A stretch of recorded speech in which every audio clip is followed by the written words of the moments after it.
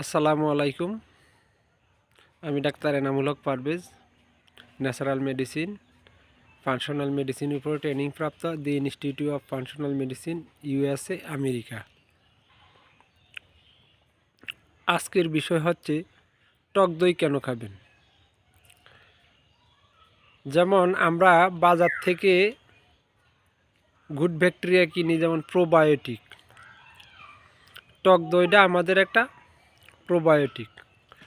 টক দই খেলে মানুষের একদিকে গুড ব্যাকটেরিয়াটা উৎপাদন হয়, অন্যদিকে টক দই মানুষের হজম প্রক্রিয়াটারে ভালো করে এবং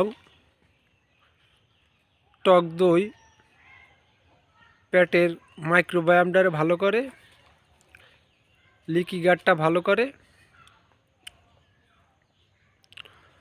আর দুধে টক দইয়ের কারণে মানুষের ক্যালসিয়ামের ঘাটতি পূরণ হয়। টক দই কীভাবে বানাবেন একটু বলতেছি।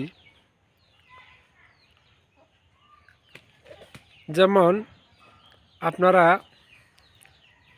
মাঠে চরানো গরুর থেকে দুধ সংগ্রহ করবেন, অর্গানিক।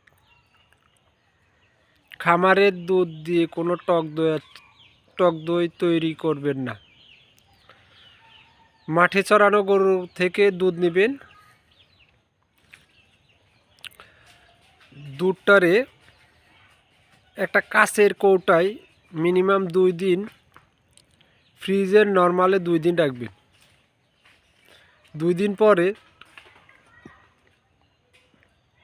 আবার 2 দিন বাহিরে রাখবেন।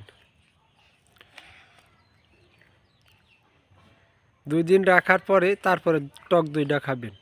কারণ আপনার যাদের ল্যাকটোজ টলারেন্স আছে, তারা যদি এইভাবে টক দই না খায়, তাদের ঝামেলা আছে। ল্যাকটোজ টলারেন্সের থেকে বাঁচানোর জন্য আমি যেভাবে বললাম, এইভাবে আপনারা টক দইটা তৈরি করে খাবেন। প্রথম 2 দিন মাঠে চরানো গরুর দুধ নেবেন, নিয়ে কাচের কৌটায় মিনিমাম 2 দিন ফ্রিজে রাখবেন নর্মালে। 2 দিন পরে আবার স্বাভাবিক টেম্পারেচারের ভিতরে একটা জায়গায় রাখবেন বাহিরে। 2 দিন পরে আবার টক দইটা খাবেন। যদি টক দইটা খান, মানুষের হজম প্রক্রিয়াটা ভালো হয়, গুড ব্যাকটেরিয়া হয়, এজন্য টক দইটা, এবং মানুষের ক্যালসিয়ামের উৎপাদন হয়। একদিকে খাবারের পরিপূরক হলো, অন্যদিকে আপনার গুড ব্যাকটেরিয়াটাও পেলেন, হজম প্রক্রিয়াটার জন্য ভালো কাজ করলো। আজকে এই পর্যন্ত শেষ। আমার চ্যানেলটা যদি একটু ভালো লাগে, লাইক শেয়ার দিয়ে একটু সাবস্ক্রাইব করে রাখবেন। আপনার লাইক একটা শেয়ার মানুষের একটা সুস্থ জীবন ফিরিয়ে দিতে পারে। আসসালামু আলাইকুম। আমার চেম্বার হচ্ছে মার্জান মেডিসিন কর্নার, চৌরাস্তার মোড়, ডাক বাংলা সড়ক, লালমোহন বোলা। আল্লাহ হাফিজ। আসসালামু আলাইকুম।